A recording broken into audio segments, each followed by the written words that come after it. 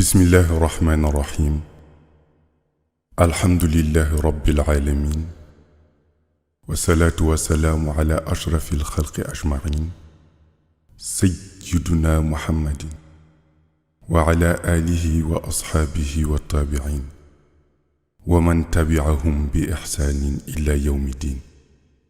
السلام عليكم. Chers frères, chères sœurs,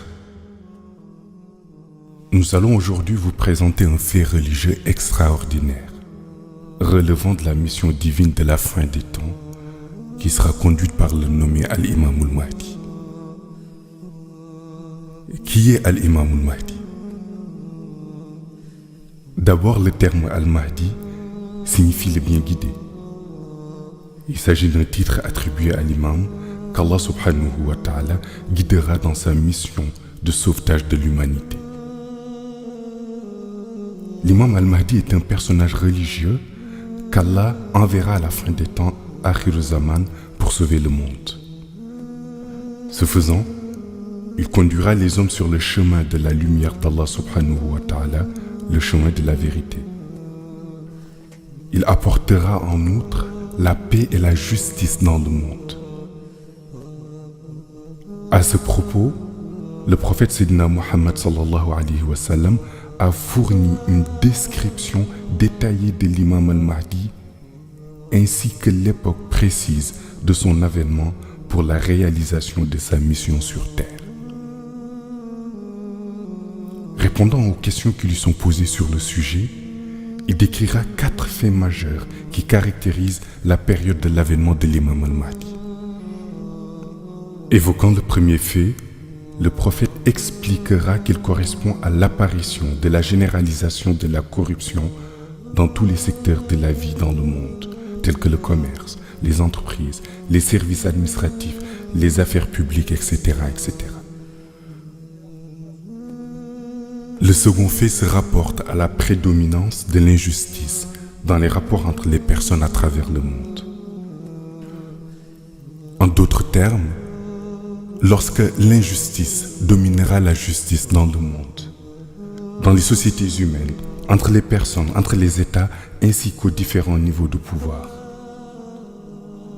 Lorsque la persécution des musulmans dans le monde arrivera au point que certains parmi eux seront tués sans savoir le pourquoi, ce sera un signe évident de la venue de l'imam al-Mahdi selon le prophète Mohammed sallallahu alayhi wa sallam.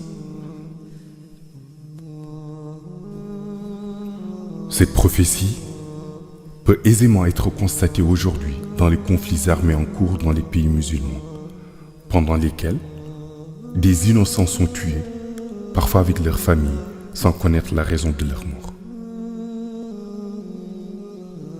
Enfin, le prophète explique que lorsque les musulmans seront stigmatisés à travers le monde, jusqu'à ce que la pratique de leur religion avec quiétude devienne difficile, voire impossible, dans certaines contrées du monde, il s'agira d'un signe de l'apparition de l'imam al-Mahdi.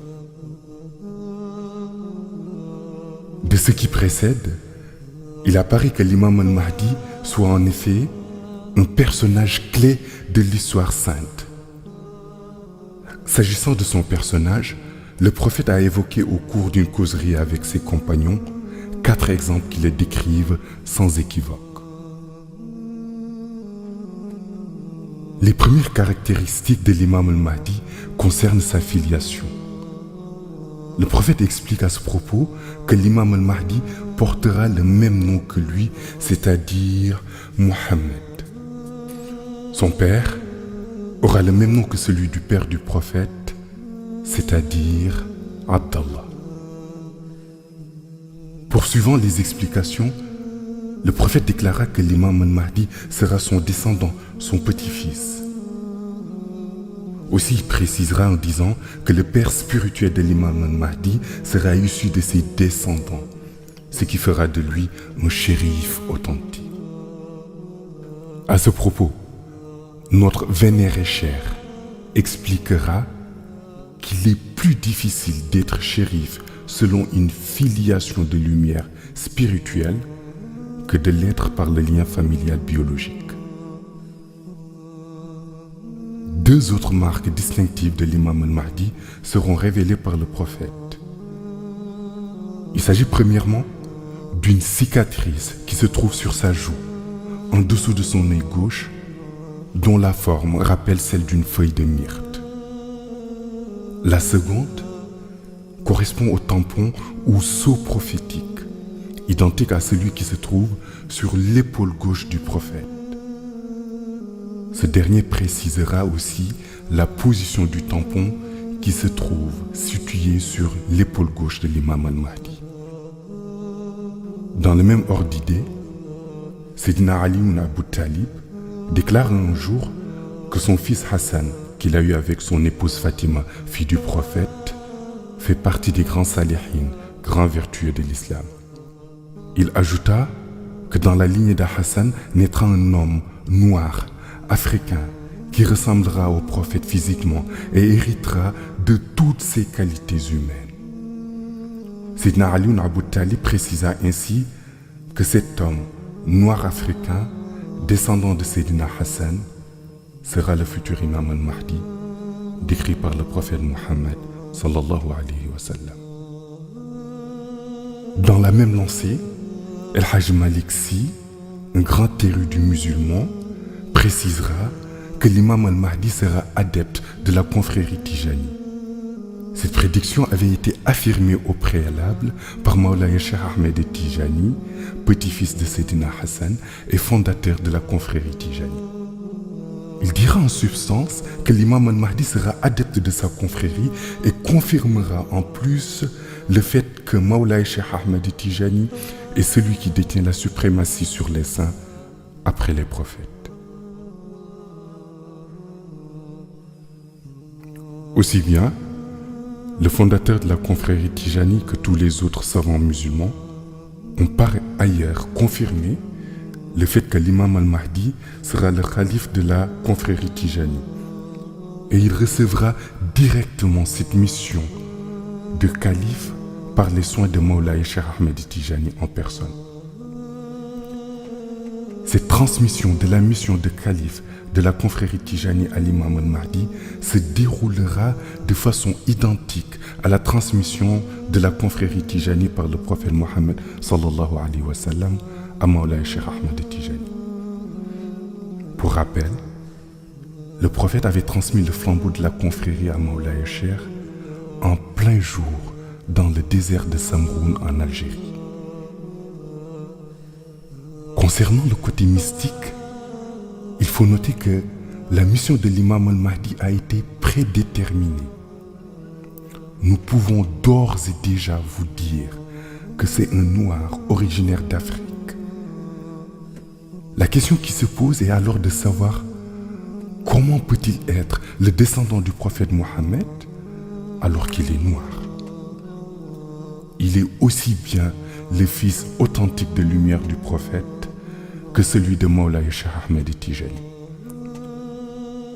Ali ibn Abu Talib disait que la silsila, chaîne de transmission initiatique du Mahdi du côté Shahada, remonterait à Hassan. Si l'on suit la filiation de Mawlaya Cheikh, l'on constate qu'il est rattaché à Sayyidina Hassan.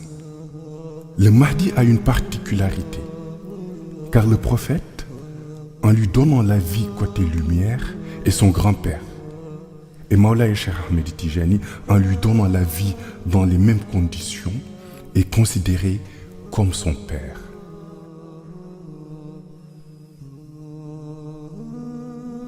À propos de la naissance sur le plan spirituel ou de la lumière, il faut savoir qu'il existe 3 étapes d'existence des saints, dont les 2 précèdent leur naissance sur terre. Le premier est l'étape Nourani, existence lumineuse. De ce fait, les awliyas d'Allah peuvent vivre des milliards d'années sous cet état d'être lumineux au monde ghaib en faisant du zikr. La deuxième étape est l'étape Rouhani, existence en tant qu'esprit, qui fera passer cette lumière en une âme qui pourra ultérieurement naître ou non. Si Allah subhanahu wa ta'ala décide que cette personne va naître sur terre, c'est cet esprit qui fera entrer dans le corps du nouveau-né, et cette étape constitue la troisième étape, ou l'état insaniyu, naissance de la personne en tant qu'être humain.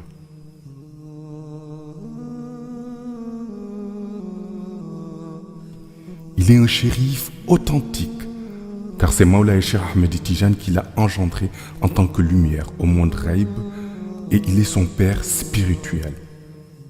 Il est donc descendant du prophète sur le plan spirituel, car Mawlaï Cheikh Ahmed Tijani est le fils spirituel du prophète Mohammed sallallahu alayhi wa sallam. Selon les révélations du prophète consignées dans les livres, l'endroit où habitera le Mahdi est entouré d'eau. Il vivra donc dans une presqu'île, ce qui revient à dire qu'il aura une ville qui lui sera dédiée. Lorsque sa mission débutera, il sera toujours accompagné par le Ruh ou l'âme de Cheikh Omar Foutiyou Tall.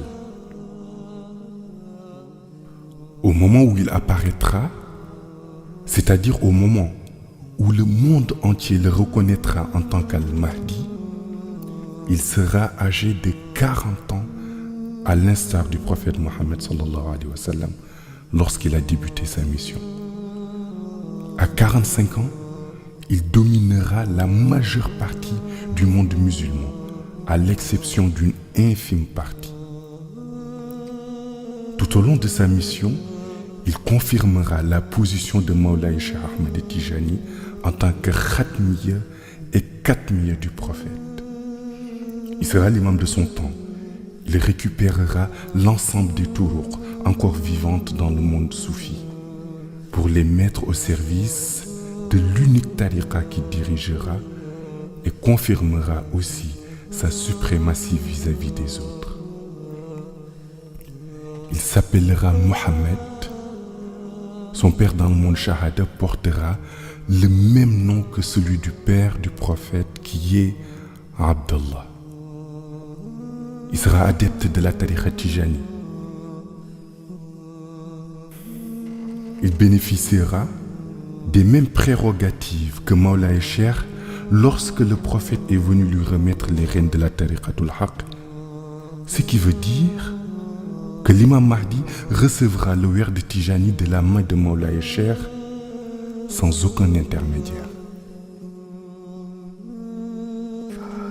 Il aura une cicatrice qui ressemble à une feuille de myrte sur la partie gauche de son visage, en haut des pommettes, presque à la hauteur de son œil gauche. Sur son épaule gauche, à l'instar du prophète, sera apposé le sceau de la prophétie. L'imam al-Mahdi est-il un prophète? Non, il n'en est pas un. Il peut être considéré comme un qutb, grand pôle, car c'est le ruh ou l'âme de Khaous qui a été introduit dans la personnalité du qutb. Al-Mahdi en personne est un qutb, dans le corps duquel Allah subhanahu wa ta'ala a inséré la lumière de Khaous, qui est le titre de Al-Mahdi. De ce fait, l'appellation Al-Mahdi est en réalité un titre, et il signifie le bien guidé. Qui donc guide le Mahdi? C'est le Wahyu. Explication.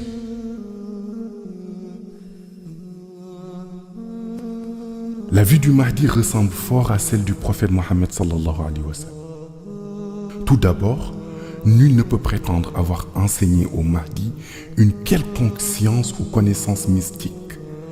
Allah subhanahu wa ta'ala a procédé avec lui comme il l'a fait avec le prophète Mohammed sallallahu alayhi wa sallam, qui était le prophète illettré ou Nabiyul Ummi. Sa science impressionnera bon nombre de savants qui auront du mal à trouver d'où il sort cette connaissance sans faille, cette science d'une précision irréprochable. Le prophète avait prédit que ceux qui allaient le contredire dans ses enseignements seraient les savants versés dans la connaissance livresque. Quand on lui demandait comment cela pouvait être possible, Le prophète leur a répondu que Allah subhanahu wa ta'ala lui a confié une science jamais révélée.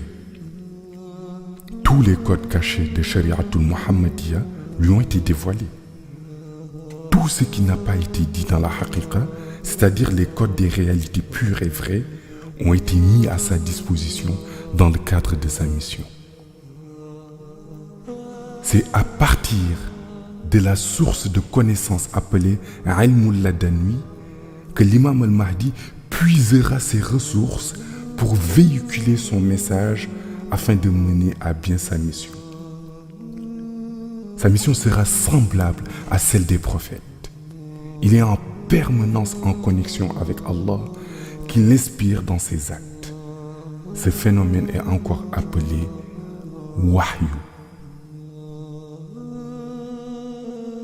Les savants classiques seront tellement dépassés par le niveau de connaissance du Mahdi et la hauteur de ses révélations qu'ils en arriveront à réfuter ses jugements. L'imam al-Mahdi sera accompagné de 313 soldats qui viendront de Raïb. Ces derniers apparaîtront pour certaines occasions aux yeux de tous ou ils resteront invisibles si la situation le préconise.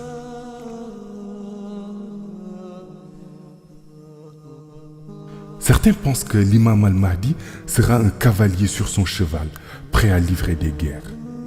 Ils se trompent, car le Mahdi ne livrera aucune guerre. Vu le contexte géopolitique mondial, vu le niveau d'armement des États, il serait réellement incongru de voir l'imam al-Mahdi chevauchant un cheval pour combattre les inégalités et rétablir l'ordre divin. Son arme principale sera le secret de Kun Fayakun qui lui sera donné par Allah subhanahu wa ta'ala. Ce secret lui permettra de gouverner le monde. Grâce à cela, il neutralisera les armes les plus puissantes, bombardiers furtifs, drones, satellites, armes nucléaires, détenues aujourd'hui par les grandes puissances.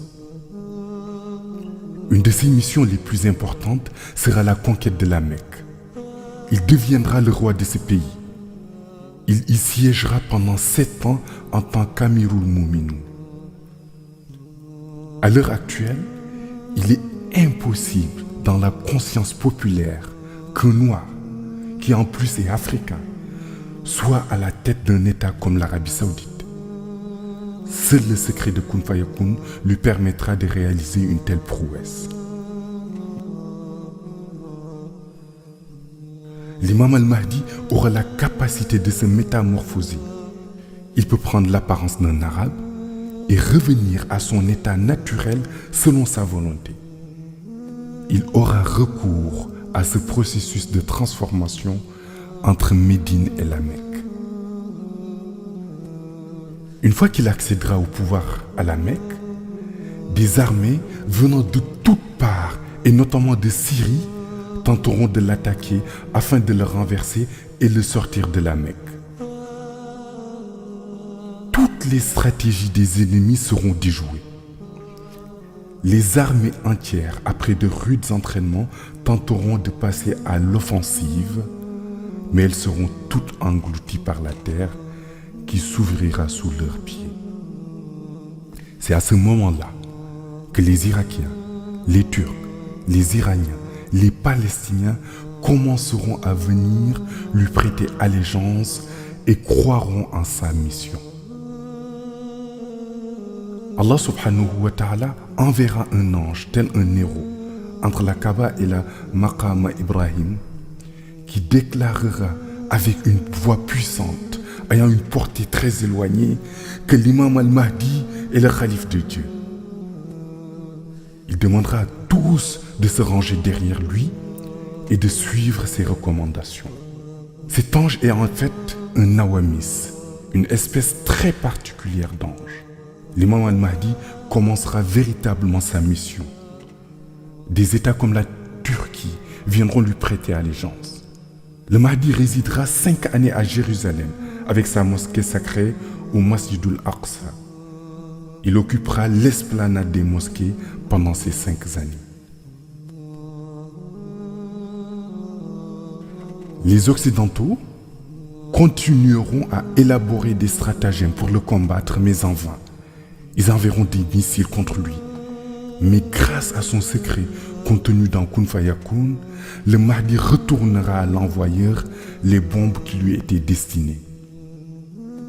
Ainsi, personne ne pourra anéantir sa mission. Il la commencera à l'âge de 40 ans et la poursuivra pendant une durée de 45 ans avant la descente du prophète Isa ibn Maryam. Le prophète Isa ibn Maryam, celui-ci descendra un matin à l'heure de la prière de Fajr dans la Zawiya où se trouvera l'imam al-Mahdi pour diriger la prière. À l'arrivée du prophète Isa, l'imam al-Mahdi va reculer pour lui céder la place afin qu'il dirige la prière. Le prophète Isa, alayhi salam, déclinera cette offre et choisira de se placer derrière lui pour ouvrir la prière.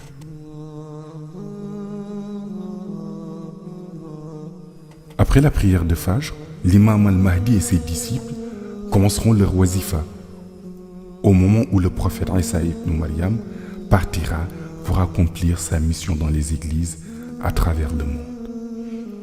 Le prophète Isa vivra encore 9 années pour terminer sa mission.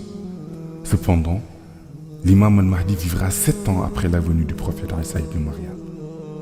Ce faisant, ce dernier dirigera la communauté islamique pendant 2 ans après le décès de l'imam al-Mahdi avant de décéder à son tour d'une mort naturelle. En effet, dans le monde Ghaib, il est indiqué que le prophète Isa ibn Maryam vivra pendant 40 jours lorsqu'il reviendra sur terre. Mais ces 40 jours annoncés dans le monde Ghaib correspondent en réalité à 9 années sur terre. Ceci parce que le mode de calcul dans le monde Ghaib se fait selon plusieurs règles que seul un connaisseur de ce monde peut traduire dans l'échelle de temps du monde Shahada, c'est-à-dire le monde ici-bas. Après ces 9 ans que vivra le prophète Isa ibn Maryam pour terminer sa mission et sa mort à la 9e année, commencera l'Apocalypse. Nous précisons ici que leur mort à tous les deux sera naturelle. L'imam al-Mahdi dominera en effet le monde entier et sera connu de tous. Ainsi, toute personne qui se déclare être le Mahdi se discrédite lui-même. Il est aisé de constater que des milliers de personnes se sont déclarées être l'imam al-Mahdi, ce qui s'est révélé faux, d'autant que l'imam al-Mahdi aura une mission universelle et aura une renommée mondiale. Rien qu'en Iran, plus de 3000 personnes sont en prison pour avoir déclaré qu'ils étaient l'imam al-Mahdi. Il faut cependant noter que l'imam al-Mahdi dont parlent les chiites est différent de l'imam al-Mahdi dont parlent les sunnites. Les chiites font allusion à leur 12e calife qui, selon les récits, était entré dans une grotte souterraine quand il était enfant. Les chiites attendent sa sortie de cette grotte. Les sunnites, quant à eux, parlent de l'imam al-Mahdi révélé par le prophète Mohammed sallallahu alayhi wa sallam et décrit comme étant le bien guidé par Allah subhanahu wa ta'ala. C'est lui le vrai imam.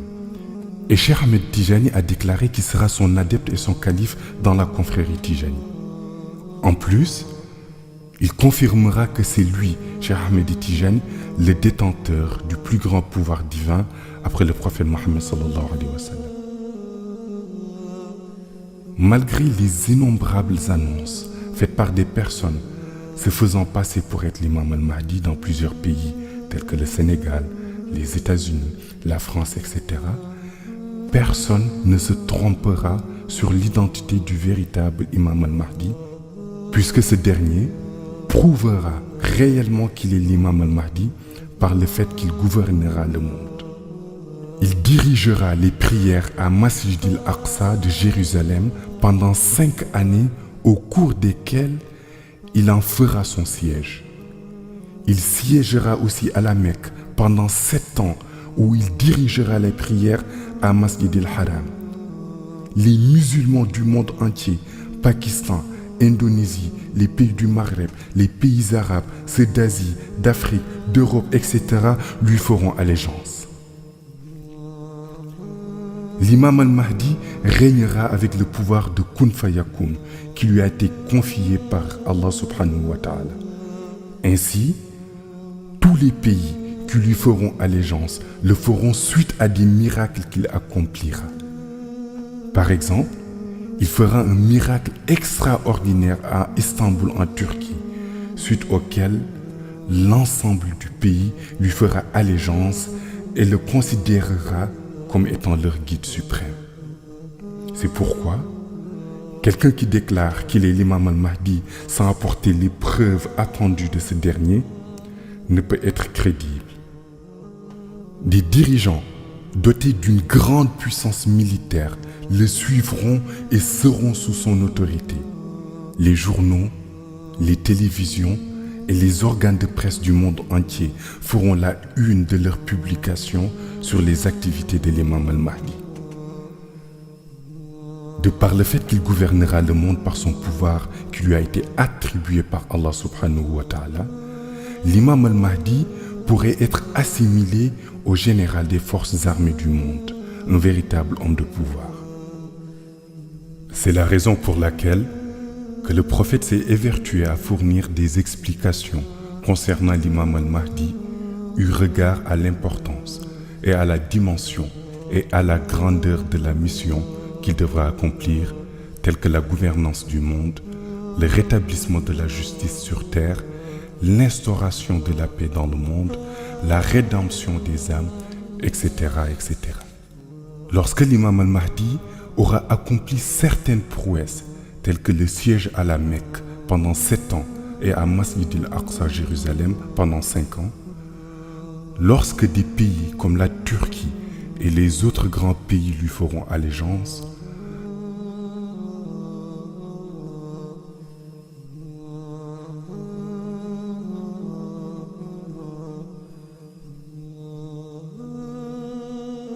alors Masih Dajjal va commencer à s'agiter pour contrer sa mission. Dajjal sera un homme d'État, premier ministre d'un pays d'une très grande puissance militaire et nucléaire. En plus, Dajjal sera détenteur d'un pouvoir qui ressemble à celui de l'imam al-Mahdi qu'Allah va lui attribuer. Cependant, le pouvoir de l'imam al-Mahdi sera supérieur à celui de Dajjal. Ainsi, Dajjal aura le pouvoir de tuer une personne et de le ressusciter, et il le fera en public pour montrer son pouvoir et impressionner les gens. En qualité de premier ministre et chef des armées de son pays, il aura sa mallette à code nucléaire, mais son pouvoir lui permettra de déclencher des tirs sans utiliser sa mallette, mais en utilisant son seul pouvoir. Dajjal sera aussi capable de neutraliser n'importe quelle arme. Avec son pouvoir et sa puissance militaire, il va s'engager dans une guerre à la fois psychologique et militaire contre l'imam al-Mahdi. Chaque fois que l'imam al-Mahdi sortira un pouvoir, Dajjal sortira à son tour un pouvoir similaire pour le contrer. Il parviendra d'ailleurs à détourner certains adeptes de l'imam al-Mahdi parce que soit ils ont peur de lui, soit ils sont impressionnés par son pouvoir. Certains iront jusqu'à le considérer comme étant le prophète Isa ibn Maryam alayhi salam, surtout à cause de la situation géographique de son pays qu'il dirige. Obnubilé par son pouvoir, Dajjal annoncera qu'il est lui-même Dieu. Lorsque Dajjal commencera à véritablement perturber la mission de l'imam al-Mahdi, Allah subhanahu wa ta'ala enverra le prophète Isa ibn Maryam qui descendra à l'heure de la prière du Fajr. Cet événement coïncidera avec la 45e année de la mission de l'imam al-Mahdi. Lorsque Isa sera venu et aura tué Dajjal, Isa ibn Maryam régnera pendant 9 ans. Il passera les 7 premières années en compagnie de l'imam al-Mahdi, au cours desquelles régneront la paix et l'opulence sur toute la terre. La nature sera généreuse, les arbres produiront plus et la pauvreté sera rayée de la surface de la terre. Par exemple, une plante qui produisait 100 fruits va produire désormais 1000 fruits.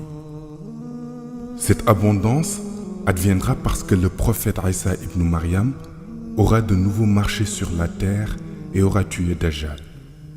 Ce sera une période de stabilité généralisée dans le monde, sous la direction de l'imam al-Mahdi pendant 7 ans. À la 7e année, l'imam al-Mahdi décédera et Isa ibn Maryam poursuivra la mission pendant 2 années encore pour décéder à son tour, et ça sera le début de l'Apocalypse. Tous les éléments qui étaient mécontents vont se déchaîner, tels que les vents violents, les mers qui vont quitter leur lit pour occasionner des destructions sur la terre. Le feu fera également sa part de destruction, ainsi que d'autres fléaux qui vont assaillir la terre.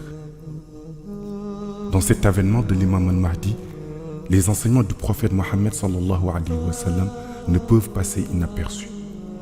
Il disait en l'occurrence que l'imam al-Mahdi sera mi-chauve, au visage lumineux. Il disait qu'il sera un jeune d'une beauté exemplaire, à l'image de la beauté du prophète Yusuf alayhi salam. Dans le même ordre d'idées, Maulana Cheikh Ahmed Tijani, enseignant à notre vénéré Seydou Mohamed El-Cheikh les connaissances relatives à l'imam al-Mahdi et à sa mission. Il disait en somme, l'imam al-Mahdi est mon fils, ce qui a fait penser à beaucoup de gens qui ne pouvaient être qu'un arabe, alors que la filiation dont fait allusion Maulana Cheikh Ahmed Tijani est une filiation de lumière. En d'autres termes, l'imam al-Mahdi est son fils spirituel. Aussi, l'idée qu'un noir puisse siéger à la Mecque est difficilement admissible, vu la manière dont les noirs sont sous-estimés dans le monde arabe.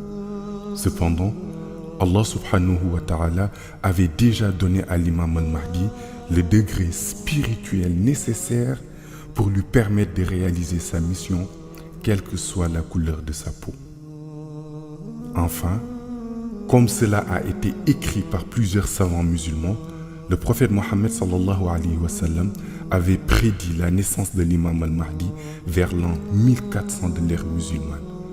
Et il commencera sa mission quand il aura 40 ans. Voilà l'histoire de l'imam al-Mahdi.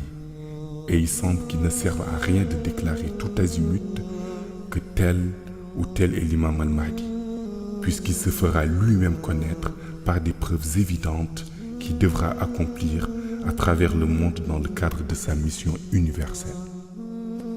Ce récit est tiré des enseignements de notre honorable cher Khutb al-Akhtab al-Kabir, Mawlaya Seydou Mohamed El-Cheikh. Assalamu alaikum wa rahmatullahi ta'ala wa barakatuh.